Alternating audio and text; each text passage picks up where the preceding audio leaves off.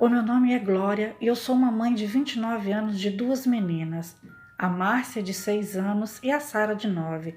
E eu gostaria de relatar a vocês o que aconteceu conosco quando nos mudamos para a nossa nova casa. Tudo começou bem. Nós tínhamos comprado uma linda casinha. Era uma dessas casas dos sonhos e nós éramos uma dessas famílias dos sonhos também. Um pai, uma mãe e duas filhas, um cachorro e 2 gatos.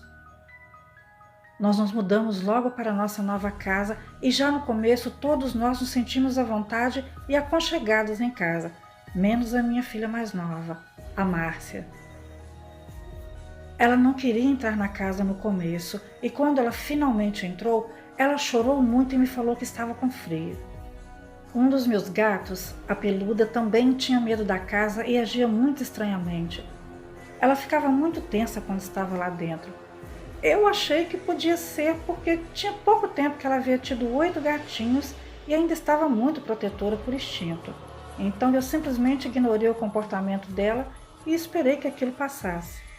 Depois de 2 semanas em um hotelzinho e com os bichos da família em um canil, nós finalmente terminamos de mobiliar a casa e ela estava simplesmente maravilhosa, até melhor que antes. Ela estava linda por dentro e por fora, mas tinha uma coisa que me incomodava, uma sensação estranha quando eu ficava sozinha em casa. Eu ignorava isso o melhor que eu podia, pois talvez eu não queria acreditar que tivesse algo errado com ela. Numa noite, pouco depois de termos nos mudado definitivamente, eu estava colocando a Márcia para dormir quando ela começou a chorar. "O que foi, querida?" eu perguntei.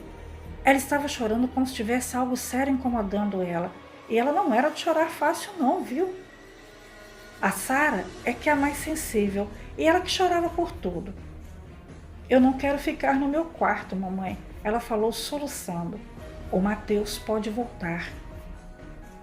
Eu fiquei confusa com isso, porque ninguém na nossa família inteira se chama Mateus e nós não conhecíamos ninguém com esse nome também. "Quem é esse Mateus, querida?" eu perguntei. Ela só ficou olhando para mim sem dizer uma palavra. Depois de alguns minutos, ela falou sussurrando: "Mamãe, Mateus é o homem alto que vem no meu quarto toda noite e me assusta." E então ela começou a chorar novamente, só que agora ela estava aos prantos. "Eu não quero dormir no meu quarto, mamãe!" ela gritava.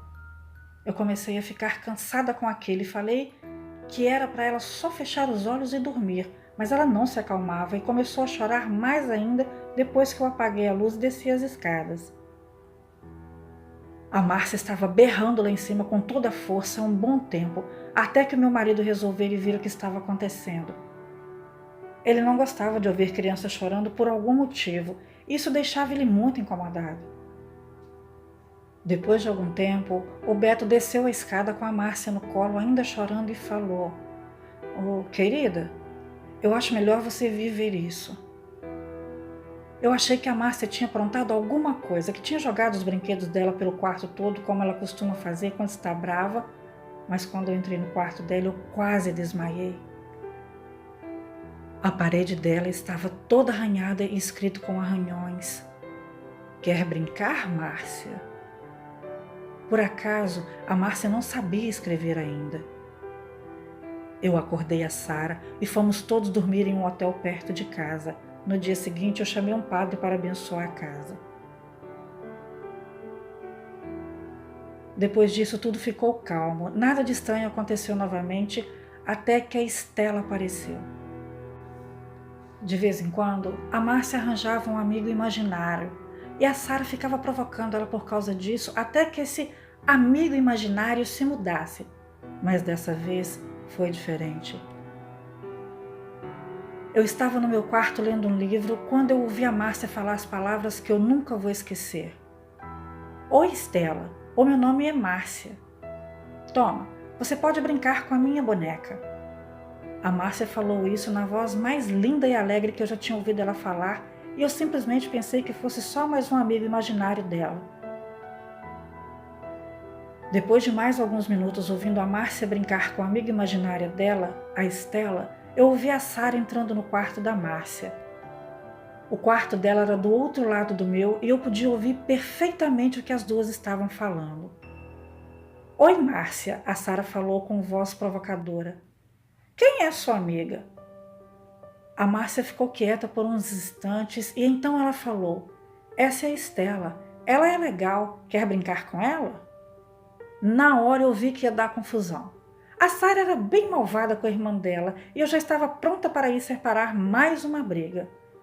Mas você não imagina a minha surpresa quando eu ouvi ela dizer: Tudo bem. Oi, Estela. Eu tenho uma caixa de joias que um amigo me deu. Você quer ver? Eu estava em estado de choque. A Sara nunca se juntava nas brincadeiras da Márcia. Isso acabou me dando um frio na espinha. Com o passar dos dias, Estela fez a sua presença ser notada. A Márcia e a Sara brincavam por horas a fio com a Estela, só paravam para comer e ir ao banheiro. Sempre que as garotas desciam para o café da manhã, almoço ou jantar, a Estela parecia segui-las, porque os bichos da família corriam e se escondiam e o cachorro rosnava, os gatos se arrepiavam todos para as garotas, coisa que eles nunca fizeram antes. E elas também insistiam em colocar um prato na mesa para Estela. Eu e meu marido deixávamos, porque tinham 2 lugares vazios na mesa e elas ficavam sempre contentes.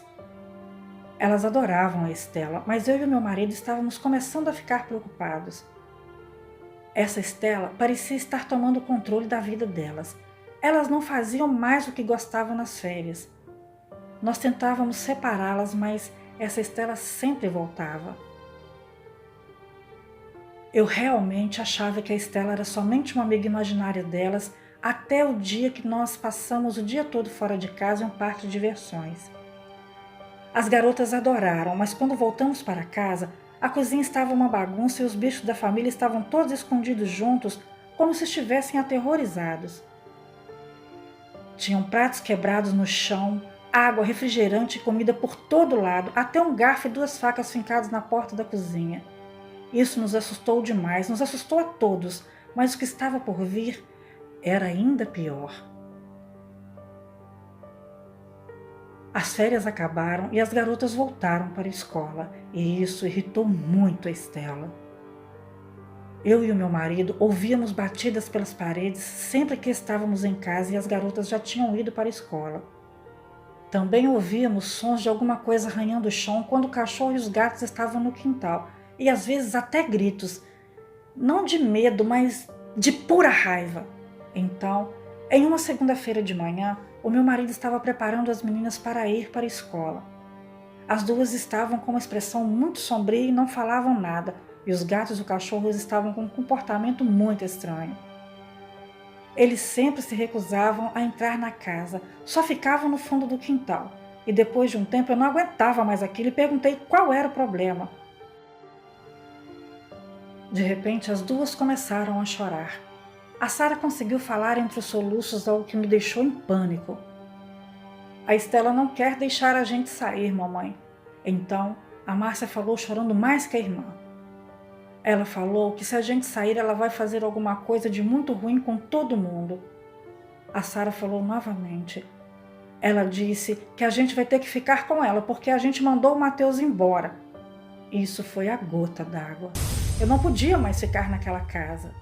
Eu peguei os gatos, o cachorro, as minhas filhas e enquanto estávamos saindo, nós ouvimos um barulho ensurdecedor que parecia uma batida de carro. Alguma coisa assim, ecoando pela casa inteira. As garotas começaram a gritar em pânico e os bichos se encolheram. Se eu não tivesse colocado as coleiras neles, eles tinham fugido para bem longe dali. Parecia que eu estava em um filme de terror. Nós saímos correndo e fomos para um posto de gasolina ali perto. Eu liguei para o Beto e expliquei tudo o que havia acontecido para ele. Nós nunca mais voltamos para aquela casa. As minhas filhas ficaram tão assustadas com essa história toda que dormiram comigo e o meu marido e os bichos da família todos juntos no mesmo quarto por quase 3 meses e só conseguiram se recuperar com a ajuda de um psicólogo. O meu marido e eu fomos para uma igreja arranjar um padre para abençoar a família inteira e graças a Deus nunca mais tivemos nenhum encontro paranormal desde então. Bom, Os nomes das pessoas dessa história foram trocados para guardar a privacidade da minha família. Mas eu agradeço a vocês por contarem meu relato e agradeço a vocês que estão me ouvindo. Boa noite a todos, fiquem com Deus e mais uma vez, muito obrigada.